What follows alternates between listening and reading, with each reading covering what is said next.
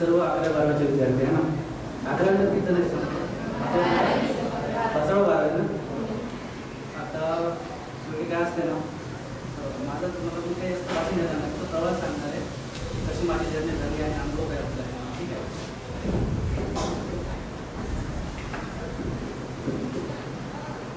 तर जसं सरांनी सांगितलं की एक अतिशय छोट्याशा खेड्यागावामध्ये आपला जन्म झाला, बाबुळगावमध्ये. तिथेच प्राथमिक शिक्षण, नंतर मग पुढचं शिक्षण कर्जतमध्ये झालं मामाकडे. इथे असताना 10वीपर्यंत अमरनाथ विद्यालय, त्याच्यानंतर आपलं कॉलेज दादा पाटील महाविद्यालय. ठीक आहे. असं असतं ना की एक डॉक्टर झालं म्हणजे सगळ्यांना असं वाटतं की खूप हुशार मुलगा असेल आहे ना, असं काही नाही आहे. एक 5वी-6वीपर्यंत 50-55% घ्यायचं आहे ना. पण एक परिस्थिती जाणीव होती, परिस्थिती आपली घरची कंडिशन आहे ना. तर या सगळ्या गोष्टींमधून एक धडा घेतला आणि अभ्यास सुरू केला. मग 7वीमध्ये कुठे 50%चे 70% झाले, मग 8वीमध्ये 75, मग 8वीमध्ये 88, नंतर 92, 10वीमध्ये. मग 10वीमध्ये पर्सेंटेज मिळाल्यानंतर घरच्यांना वाटायला लागली की मुलगा हुशार आहे ना, की मग त्यांना थोडं काम चांगलं बंद केलं. मग 10वीनंतर मॅथमध्ये मला तुम्हाला सांगायचं वाटतं की एक 148 मार्क होते आउट ऑफ 150. त्याच्यामुळे सगळ्यांना वाटायचं की आपला मुलगा इंजिनियर होता. साधी गोष्ट आहे ना, मॅथमध्ये आउट ऑफ मार्कमध्ये इंजिनियर. पण काय होतं की माझे मोठे दोन होते डॉक्टर सुरेंद्र, ते ऑलरेडी तिकडे BMS करत होते. त्याच्यामुळे मोटिवेशन होतं की डॉक्टर पण करायचं. आणि एक मोठा भाव आहे माझा कृष्णा, तो इंजिनिअरिंग करत होता. त्याच्यामुळे ते पण म्हणत होते की इंजिनिअरिंग पण चांगलीच आहे ना. असं दुविधा अवस्था होती, करायचं काय नक्की. त्याच्यामुळे PCM की PCB म्हणजे कुठला ग्रुप घ्यायचा फिक्स नव्हतं काय. असंच 11-12 निघून गेली. 12वीनंतर डिसाईड झालं की आपल्याला डॉक्टर बनायचं. मग रिपीट आला आहे ना. आता साधी गोष्ट आहे ना, 12वीनंतर मग ऑप्शन्स आपल्याला रिपीट करावं लागतं. आणि त्यासाठी मी गेलो औरंगाबादला रिपीट करण्यासाठी. मग औरंगाबादला एक क्लास आहे, आपल्या यासाठी क्लासेस होते. एवढे पैसे नव्हते की क्लास जॉईन करायचा. ठीक आहे. फक्त तिथे जाऊन मी अभ्यास करत होतो. आणि बाकीचे मुलं असतात ना, माझे बॅचमेट्स वगैरे, तिथे त्यांचे क्लास लावले, त्याच्या नोट्स, त्यांचे क्वेश्चन पेपर्स हे सॉल्व्ह करायचं. मग असं करत 1 वर्ष गेलं. पण त्यावेळेस असं कंडिशन होती आहे की 2012-13च्या वेळेस आहे ना, की नीट की CET खूप मोठं कन्फ्युजन होतं. ते कोणालाच माहीत नव्हतं, ना प्रोफेसर लोकांना ना विद्यार्थ्यांना. त्याच्यामुळे कुठला अभ्यास करायचा, की CETचा करायचा की नीटचा करायचा काय फिक्स नव्हतं. त्याच्यामुळे पहिल्या वर्षी समजतच गेलं की अभ्यास करायचा काय नाही. ठीक आहे. मग थोडे वेळेस आपले स्टेट बोर्डचे बुक वाचायचो, जे आपले असतं ना स्टेट बोर्डचे बुक, ते आणि थोडेसे NCERT. पण कन्फ्युजनमध्ये मार्क्स काय आले नाही, 1 वर्ष व्हायला गेलं. मग विचार केला की आता 1 वर्ष गेलंच आहे. त्या काळामध्ये खूप लोकांची सजेशन यायची की BSc करून त्या मोठ्या टाइमपास करतो आहे ना. असं झालं फक्त BSc, किंवा काही लोक बोलायचे की 10वीनंतर डिप्लोमा कर, तुला मॅथला चांगले मार्क 10वीमध्ये, असंच झालं. पण मी कोणाची न ऐकता एक विचार केला होता की आता आपण वर्ष घालतोय, असं 1 वर्ष गेलंच आहे, अजून एक जाऊ द्या, आणि पुन्हा अभ्यास सुरू केला. मग त्यावेळेस पण कन्फ्युजन होतंच थोडंसं की नीट की CET. पण नंतर विचार केला असं की आता काय आहे ना, आपल्या दोन्ही पण करायचं, नीटचा अभ्यास करायचा आणि CETचा अभ्यास करायचा. त्याच्यामुळे मग मी आपल्या महाराष्ट्र स्टेट बोर्डचं पुस्तक पण पाठ केली आणि सोबत NCERT पाठ केली. मग आता अशी कंडिशन होती की एक्झाम पेपर कुठून जरी आला तरी मला मार्क पडणार आहे. एक्झाम आली, एक्झाम झाली, आणि नशिबाने त्यावेळेस CET झाली आहे ना. 2ची मागची CET होती आमच्या 2015-20च्या वेळेस. मग त्यावेळेस मला आठवते, मला 12ला 99 मार्क होते आउट ऑफ 200, मतलब आउट ऑफ 100.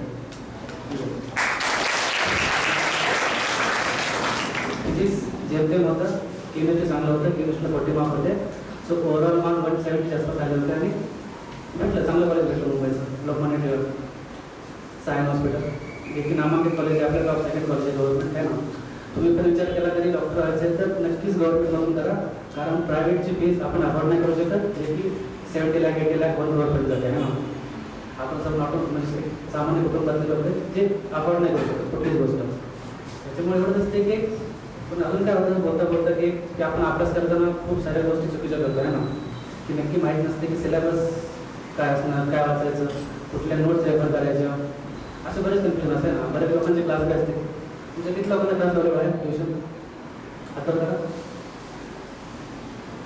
ट्युशन कळलं नाही, चांगले हे चांगले लेसन चालत तुम्ही आहे ना. काय होतं की बाहेरच्या ट्युशन्समध्ये तुम्हाला वेगवेगळ्या नोट्स भेटतात, तुम्ही ते पण वाचता, सोबत जे काही सर शिकवतात ते पण वाचता, आणि आपले टेक्स्ट बुक पण वाचता आहे ना. या सगळ्यांमध्ये होतच आहे की अल्टिमेट आउटपुट काहीच निघत नाही है ना. कारण सगळ्यांना पण फायदा नसतो. तुम्हाला एकच गोष्ट रिपीटेडली वाचली लक्षात राहते ना. आणि आपली CETची एक्झाम आहे, नीट किंवा JEE, ही रट्टा मारायची गोष्ट नाही. इथे तुमचे कॉन्सेप्ट क्लिअर पाहिजे, सोबतच तुम्हाला MCQची प्रॅक्टिस पाहिजे. असं नाही की खूप पुस्तक वाचले तुम्हाला मार्क पडतील, असं बिलकुल नाही. ठीक आहे, तुम्हाला खूप सारे MCQ करणे आत्तापासूनच करणे. म्हणजे आता 12वी ना, म्हणजे अजून 1 वर्ष आहे ना.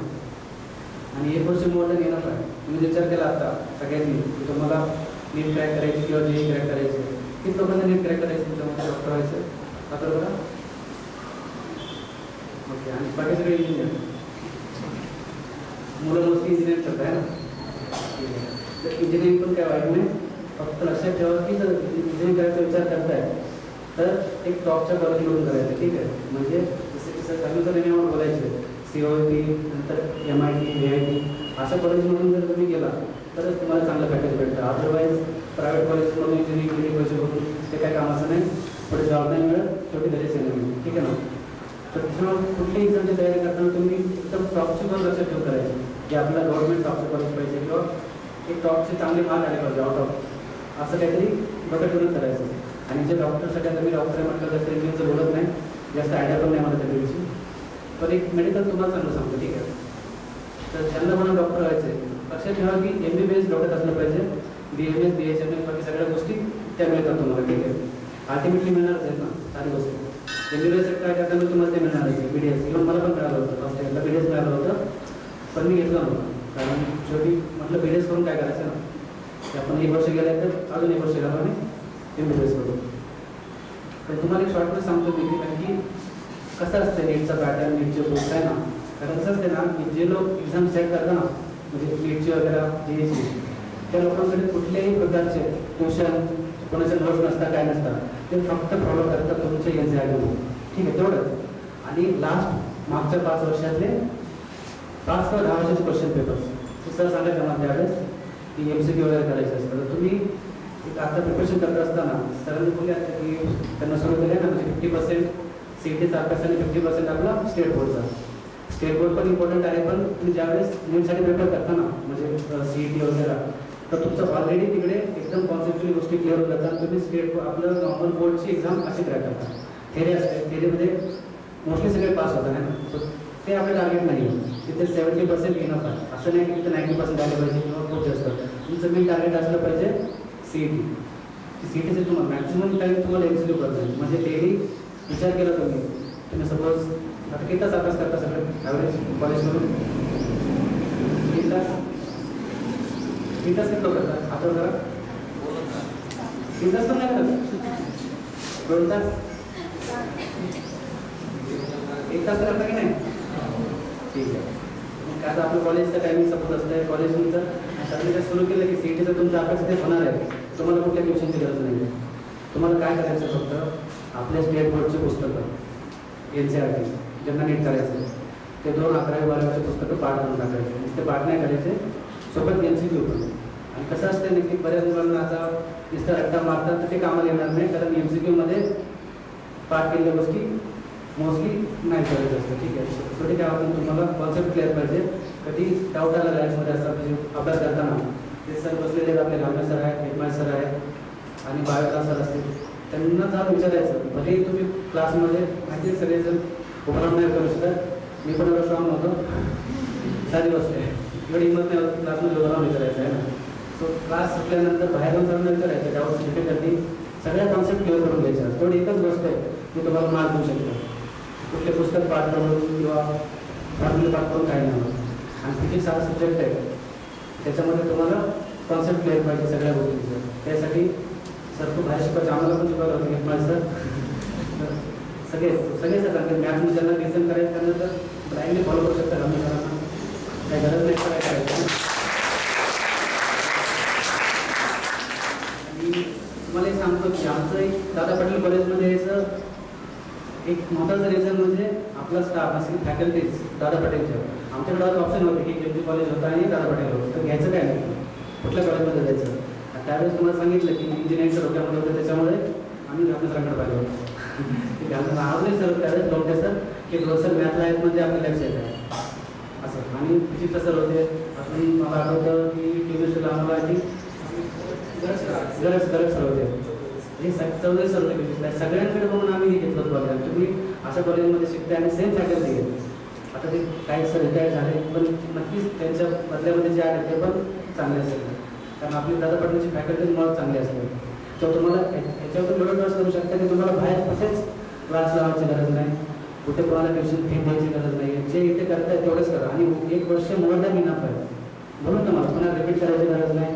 आता बरेच मुलं असतात जे डोक्यात विचार करतात की आम्ही रिपीट करू आहे ना, आता टाईम गेला वगैरे, असं काही नसतं.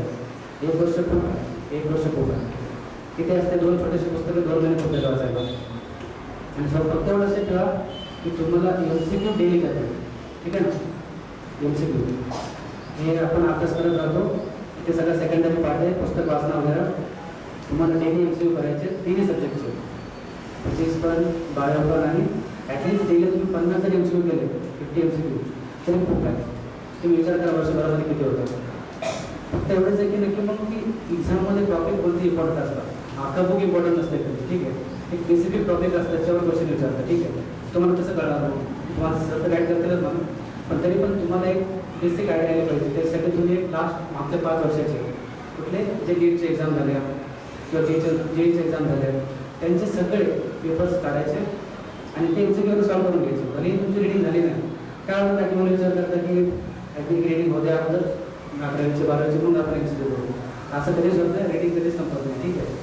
साधी गोष्ट आहे. त्याच्यामुळे आत्तापासूनच भले तुमचं वाचून हो न हो मॅटर नाही करत, तुम्हाला MCQ करायचं आहे, ठीक आहे. आत्तापासून सगळं लावायची. आय थिंक मला वाटतं की NCERTचं फिंगर टेस्ट म्हणून खूप भेटतं आहे ना, बाळाचं तेच असेल. आणि CETसाठी जे करते त्यासाठी टार्गेट काय हे 2 बुक गेलं पाहिजे. त्यातले MCQ गेले तुम्ही लास्ट 5 इयर्सचे, त्यात तुम्हाला आयडिया जाते की कुठले टॉपिक इम्पॉर्टंट आहे. तुम्हाला एक्झाममध्ये टीचर काय विचारणार, एक्झामने काय विचारणार, फक्त आयडिया येते. मग तुम्हाला कळतं की वाचताना कुठल्या टॉपिकवर फोकस करायचं. तुम्ही थोडं टॉपिक केलं ना, फक्त जे विचारताय रिपीटेडली क्वेश्चन्स तेवढंच असते. आणि प्रत्येक एक्झाममध्ये 10 to 20% क्वेश्चन रिकॉल बेसिस असतात. रिकॉल म्हणजे कसे, मागच्या वर्षाचे क्वेश्चन रिपीट होतात. तुम्ही सर्वांना प्रत्येक एक्झाममध्ये असतात. तिथे 10-20% क्वेश्चन ॲज इट इज मागच्या पेपरमध्ये असतात.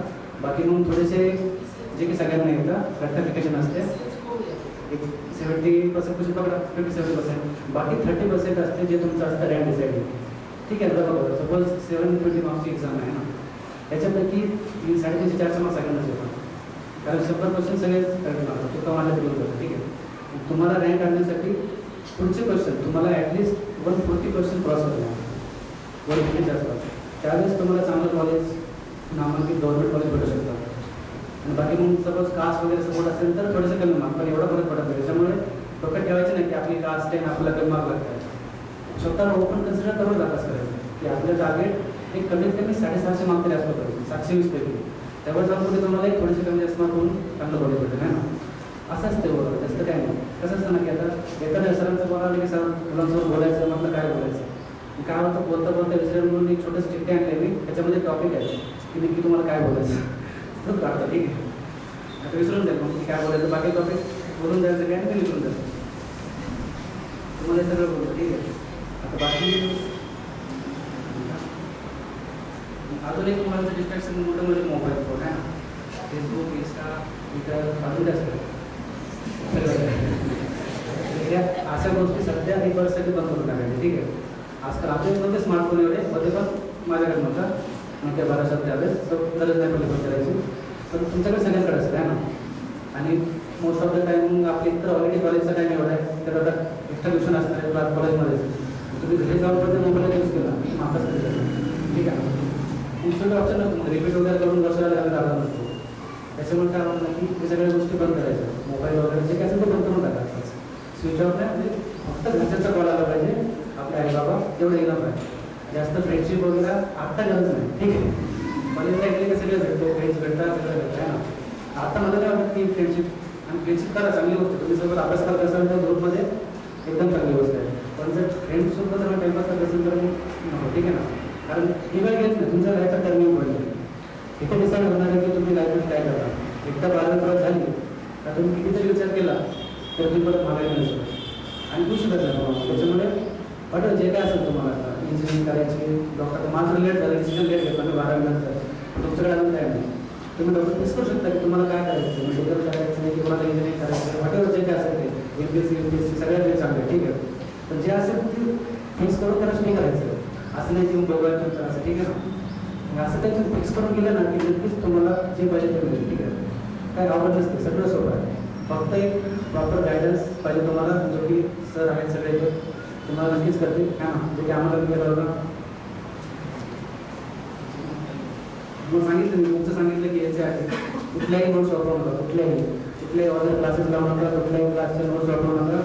नॉर्मल तुमचे टेक्स्टबुक आणि जे काही सर तुम्हाला लिहून देतील ते एक्स्ट्रा मटेरियल, ह्याच्या पलीकडे काहीच करू नका. आणि जे काही नोट्स समजत नसेल तर फोनचा यूज करू शकता गुगल करून मेनी बघण्यासाठी की नक्की आहे की काय आहे ना. यूट्यूबवर व्हिडिओ असतात खूप सारे. I think recently PhysicsWallah class वगैरे खूप काय असं बरंच आहे यूट्यूबवरती, चांगल्या कंटेंटसाठी बघू शकता तुम्ही. हे सिरियल्स वगैरे नको ठीक आहे. म्हणजे स्मार्टली यूज करायचा स्मार्टफोनचा. नंतर मग काय टाईम भेटतो सगळ्या गोष्टीवरती, मूवीज वगैरे खूप टाईम भेटतो, सिरियल वगैरे खूप टाईम भेटतो आहे ना. असं आहे. मग सरांना काय फक्त सरांना काही बरोबर जे सांगतात ते ऐका प्रॉपर. एकच वर्ष एवढं 2 वर्ष अभ्यास करायचं, नंतर पुढचे 50 वर्ष निवांत. आत्ताचा टाइमपास केला तर 50 वर्ष टाइमपास होऊन जाईल ठीक आहे ना. तर ही लक्षात ठेवायची गोष्ट की एवढे 2 वर्ष अभ्यास करायचा, असं नाही की तुम्हाला आयुष्यात अभ्यास करायचा आहे आणि खूप काय असतं ठीक आहे. गोष्टी सिरियसली काय करायचं.